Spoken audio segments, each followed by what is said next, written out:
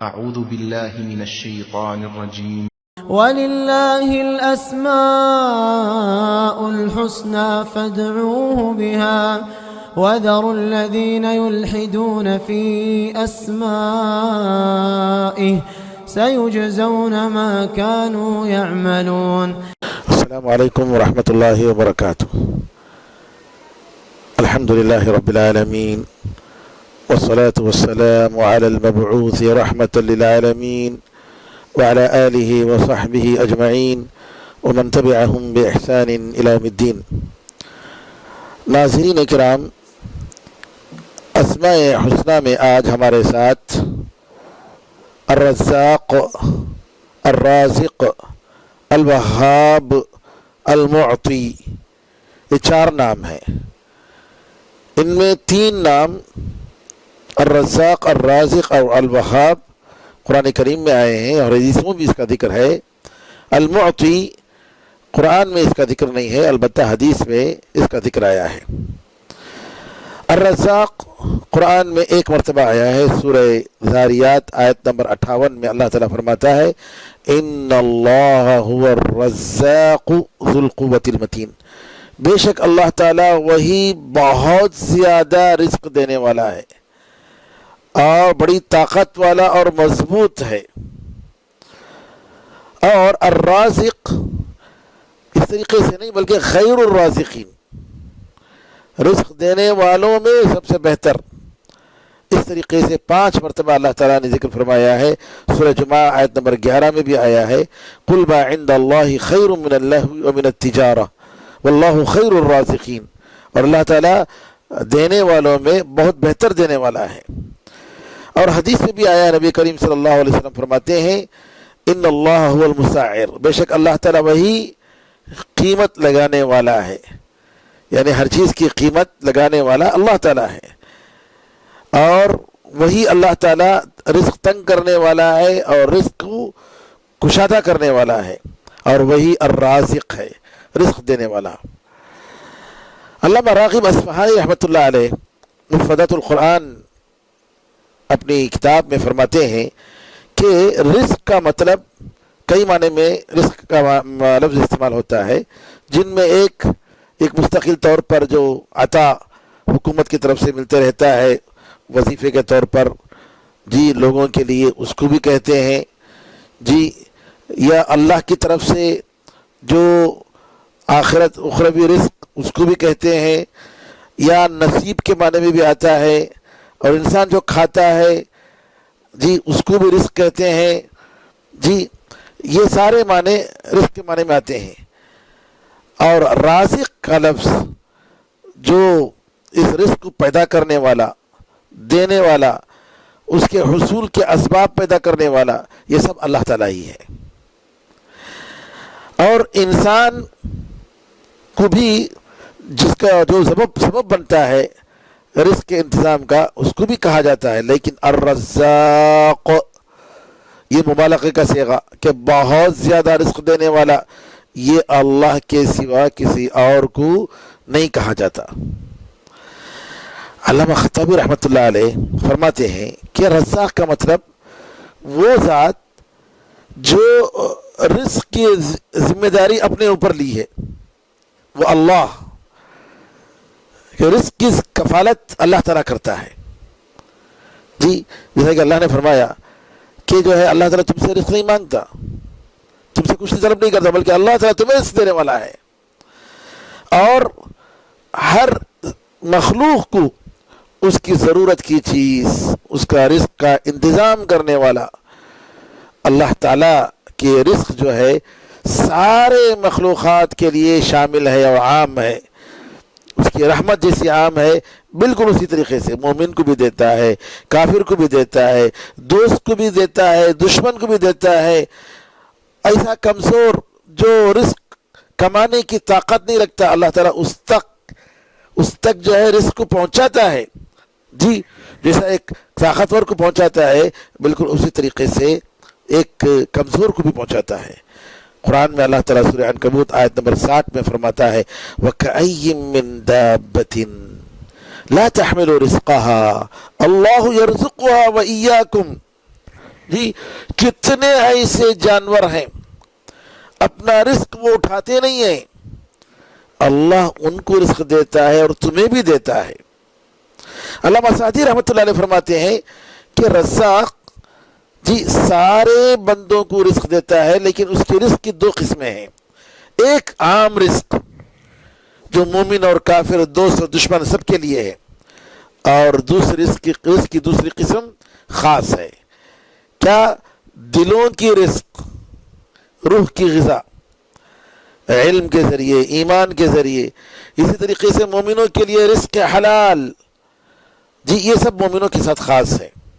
اسی معنی میں الوہاب بھی ہے، تیسرا نام 3 مرتبہ قرآن کریم میں آیا ہے، جیسا کہ سورہ آل عمران آیت نمبر 8 میں اللہ تعالیٰ فرماتا ہے کہ نیک بندے اللہ سے دعا کرتے ہوئے کہتے ہیں ربنا لا تزغ قلوبنا بعد اذ ہدیتنا وہب لنا من لدنک رحمہ انک انت الوہاب۔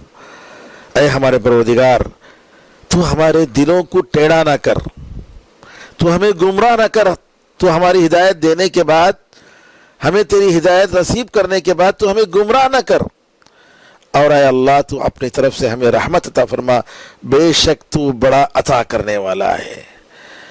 علامہ خطابی رحمۃ اللہ علیہ فرماتے ہیں الوہاب کا مطلب وہی ذات جو بالکل بغیر کسی بدلے کی توقع کے دیتا ہے، بہت زیادہ سخاوت کرتا ہے۔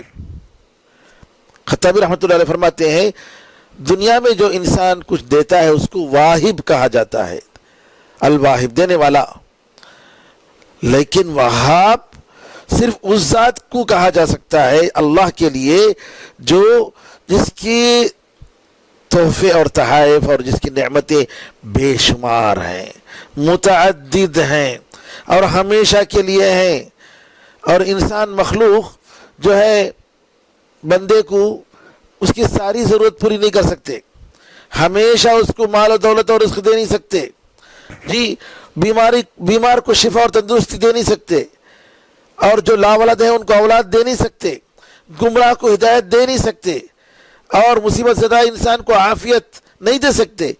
یہ سب کا سب الوہاب، وہ اللہ تعالی بڑا دینے والا داتا، جی سخی وہی ہے اور کوئی دوسرا نہیں ہے۔ یہ ساری چیزوں کی ملکیت اسی کے ہاتھ میں ہے، اور اس کی سخاوت ساری مخلوقات کے لیے عام ہے۔ چوتھا نام میں نے کہا المعطی، اعطا یعطی سے دینے والا، جیسا کہ میں نے کہا قرآن میں تو اس کا ذکر نہیں ہے، البتہ حدیث میں نبی کریم صلی اللہ علیہ وسلم نے فرمایا، معاویہ رضی اللہ تعالیٰ عنہ کی حدیث ہے صحیح بخاری میں، کہ آپ نے فرمایا من یرید اللہ بہ خیرا یفقہہ فی الدین، اللہ تعالیٰ جس کے ساتھ بہتری چاہتا ہے اس کو دین میں سمجھ عطا فرماتا ہے۔ واللہ المعطی وانا القاسم، نبی کریم صلی اللہ علیہ وسلم فرماتے ہیں اللہ تعالیٰ دینے والا ہے اور میں تو تقسیم کرنے والا ہوں۔ سبحان اللہ۔ تو اعطا یعطی کے افعال تو قرآن میں آئے ہیں، جیسا کہ اللہ نے فرمایا وما کان عطاء ربک محظورا، مصدر آیا ہے۔ اسی طریقے سے انا اعطیناک الکوثر ولسوف یعطیک ربک فترضی، لیکن المعطی اس طریقے سے اللہ کا نام قرآن میں نہیں، بلکہ جیسا کہ میں نے کہا حدیث میں آیا ہے۔ اور جب المعطی کا مطلب یہ ہوا کہ حقیقت میں ساری چیزیں انسان کو دینے والا، مخلوقات کو دینے والا اللہ تعالیٰ ہے، جیسا کہ نبی کریم صلی اللہ علیہ وسلم نماز کے بعد کی دعائیں جو پڑھتے تھے، اللہم لا مانع لما اعطیت ولا معطی لما منعت، اے اللہ تو جو دیتا ہے اسے روکنے والا کوئی نہیں، اور تو جس چیز کو منع کر دے اس کو دینے والا کوئی نہیں۔ اور اللہ تعالیٰ جیسا کہ میں نے بتایا کہ مومن اور کافر سب کو دیتا ہے، اور آخرت میں صرف اس کی نعمتیں مومن کے لیے ہوگی۔ اور اسی طریقے سے المعطی میں ایک اور معنی یہ ہے کہ اللہ تعالیٰ دیتے دیتے تھکتا نہیں ہے، بیزار نہیں ہوتا ہے، کبھی تھکتا نہیں ہے، بلکہ وہ سخاوت کرنے کو پسند کرتا ہے۔ علامہ ابن القیم رحمۃ اللہ علیہ فرماتے ہیں کہ اللہ تعالیٰ سخاوت کرنے اور دینے کو اتنا پسند کرتا ہے کہ یہ آدمی تصور نہیں کر سکتا، کسی انسان کے گمان میں بھی نہیں آ سکتا۔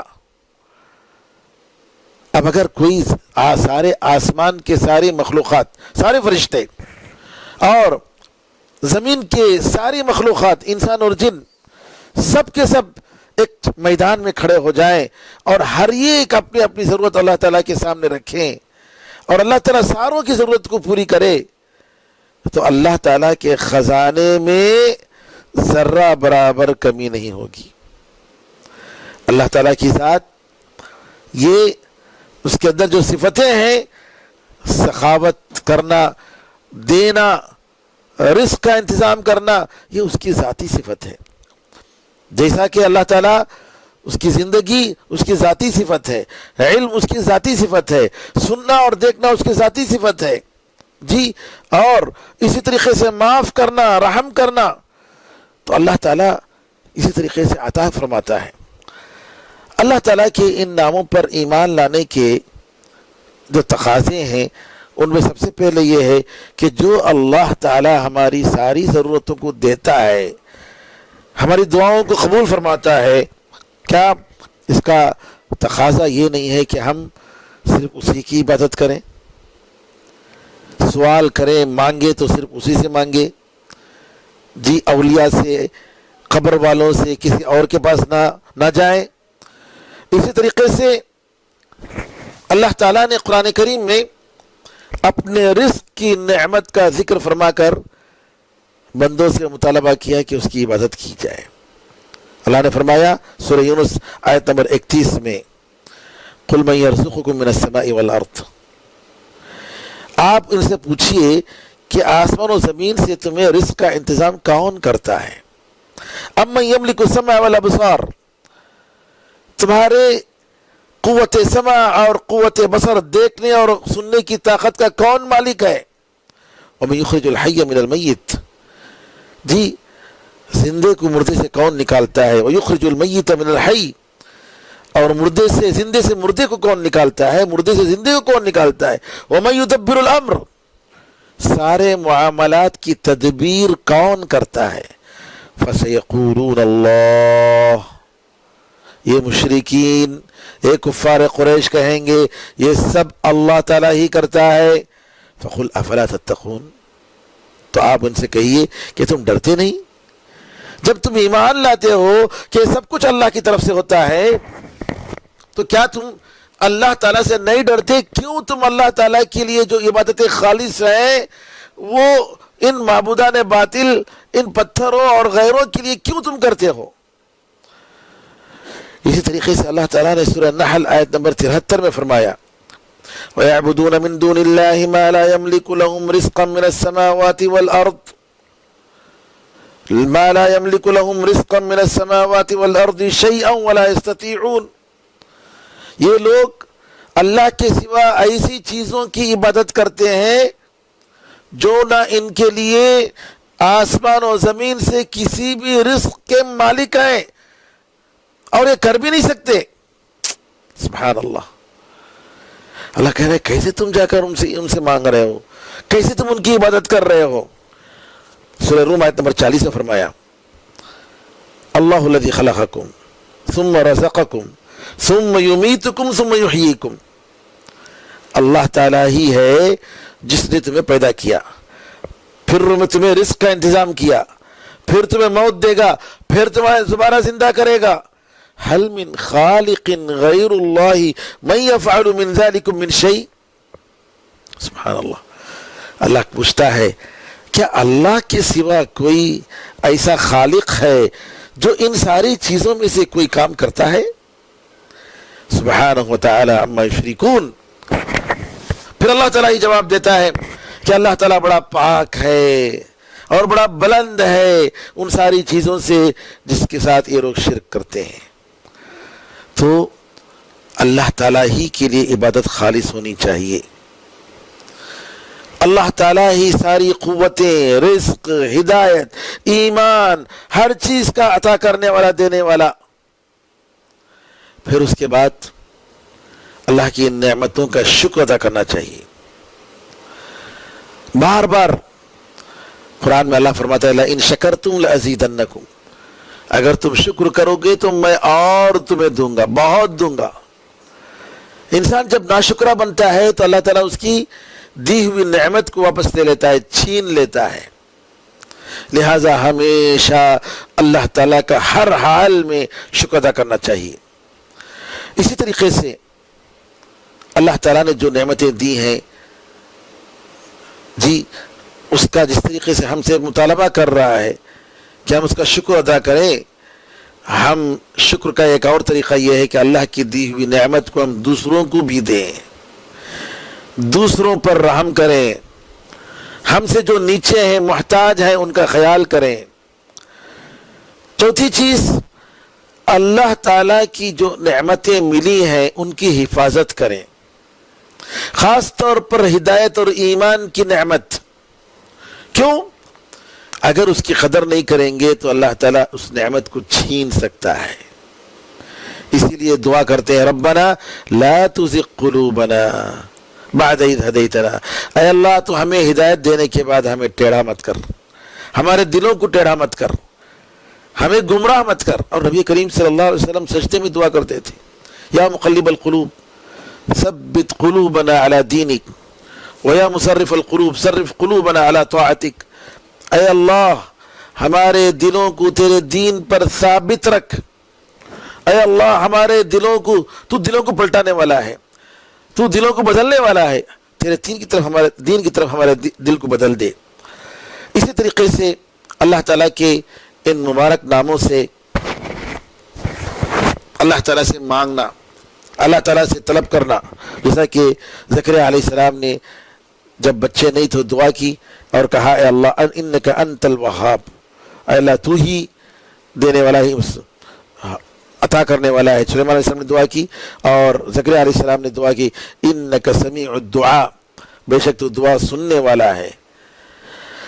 और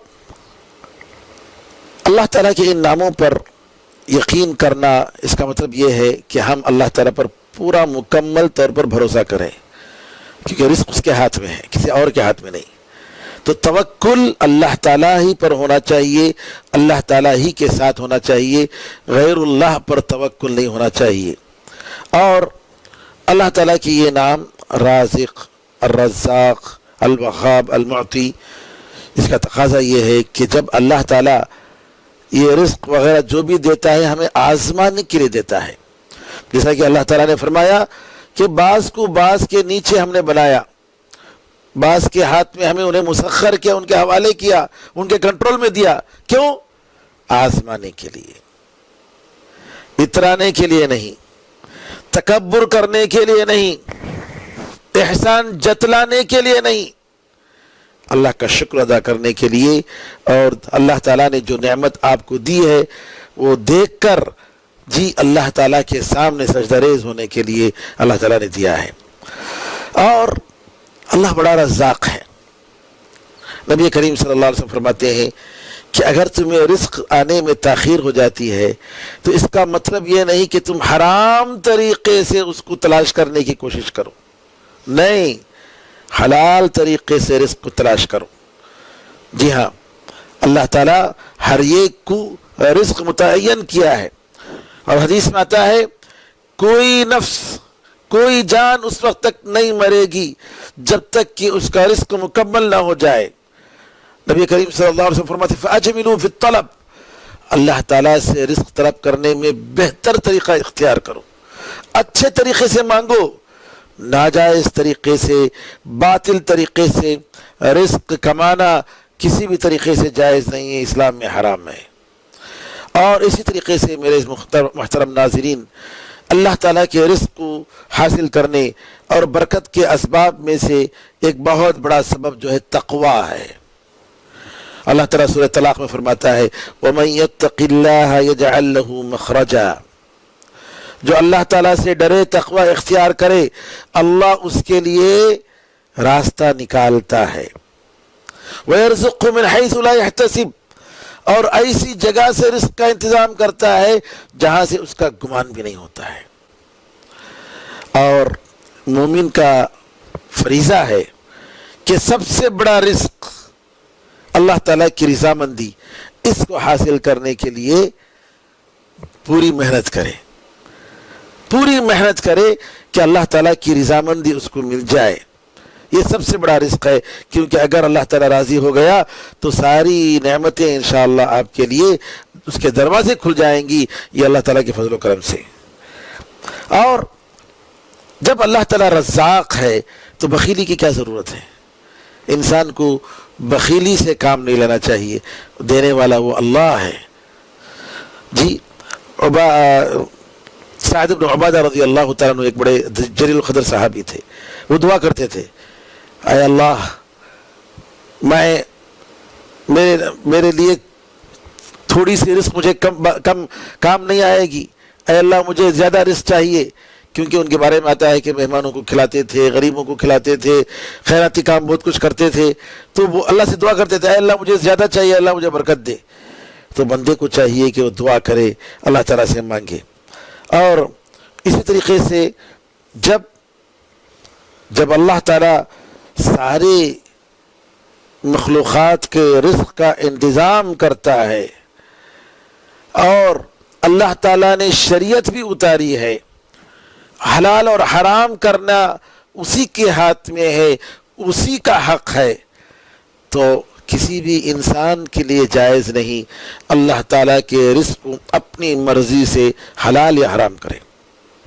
جی اللہ تعالیٰ نے اس کی بڑی سخت وعید بتائی، کہا عیسائیوں کے بارے میں اتخذوا احبارهم ورهبانهم اربابا من دون اللہ والمسیح ابن مریم، کہ انہوں نے جی اپنے علماء کو، اپنے پوپ کو اللہ کے سوا خدا بنا لیا اور عیسیٰ کو خدا بنا لیا۔ جی حالانکہ ان کو حکم دیا گیا تھا کہ صرف اللہ تعالیٰ کی عبادت کریں۔ عدی بن حاتم الطائی جو عیسائی تھے، نبی کریم صلی اللہ علیہ وسلم سے آ کر پوچھتے ہیں، کہتے ہیں ان لوگوں نے عبادت تو نہیں کی، کہا اپنے علماء کی تو عبادت نہیں کی، کیسے اللہ تعالیٰ کہتا ہے کہ انہوں نے ان کو خدا بنا لیا؟ نبی کریم صلی اللہ علیہ وسلم نے فرمایا، کیا جب یہ علماء ان کو جب حلال چیز کو حرام کرتے یا حرام کو حلال کرتے تو کیا یہ لوگ ان کو فالو نہیں کرتے تھے؟ کہا ہاں، کہا اس طریقے سے ان کا فالو کرنا اپنے علماء کا جو کہ ان کا حق نہیں تھا، یہ ان کی عبادت کرنے کے برابر ہے۔ محترم ناظرین کرام، آج کتنے ایسے لوگ ہیں جو نعوذ باللہ شریعت میں بہت ساری حرام چیزوں کو آرام سے حلال کہہ دیتے ہیں، سود کو حلال کر دیتے ہیں، میوزک کو، شراب کو، اور نعوذ باللہ پتہ نہیں کیا کیا چیزیں۔ لہٰذا انسان کو چاہیے شریعت کے حدود میں رہ کر اللہ تعالیٰ کی عبادت کرے، اللہ تعالیٰ سے ڈرتا رہے، شریعت پر ذرا بھی اعتراض نہ کرے، اور اللہ تعالیٰ سے ہمیشہ طلب کرتے رہے، ہدایت طلب کرتے رہے، اور ثابت قدمی کی دعا کرتے رہے۔ اللہ تعالیٰ سے دعا ہے کہ اللہ تعالیٰ ہم سب کو دین حق پر ثابت قدمی عطا فرمائے، حق کو حق کی شکل میں دیکھنے اور اس کی اتباع کرنے کی توفیق عطا فرمائے، باطل کو باطل کی شکل میں دیکھنے اور اس سے دور رہنے کی توفیق عطا فرمائے، اور اس دنیا سے رخصت ہوتے ہوئے اخلاص کے ساتھ لا الہ الا اللہ ہماری زبان سے نکلنے کی اللہ تعالیٰ اپنے فضل و کرم سے توفیق عطا فرمائے، اللہ ہم سے راضی ہو جائے، اللہ تعالیٰ ہمارے گناہوں کو معاف فرمائے۔ اس ماہ مبارک میں ہم سے جو بھی تقصیر ہوئی ہے اللہ تعالیٰ ان ساری تقصیروں کو معاف کر دے، جو چھوٹی موٹی عبادت ہوئی ہے اپنے فضل و کرم سے اللہ تعالیٰ اس عبادت میں برکت دے اور قبول فرمائے، اور اللہ تعالیٰ بار بار ہم تمام کو ماہ رمضان کی سعادت عطا فرمائے، شب قدر کی سعادت عطا فرمائے، اور اللہ تعالیٰ اس کی ساری عبادتیں اخلاص کے ساتھ ہمیں بجا لانے کی توفیق عطا فرمائے، جنت میں ہم سب کو جنت الفردوس میں اللہ تعالیٰ جگہ عطا فرمائے، آمین یا رب الراحمین، والحمد للہ رب العالمین، وصلی اللہ وسلم علی نبینا محمد وعلی آلہ وصحبہ اجمعین، والسلام علیکم ورحمۃ اللہ وبرکاتہ۔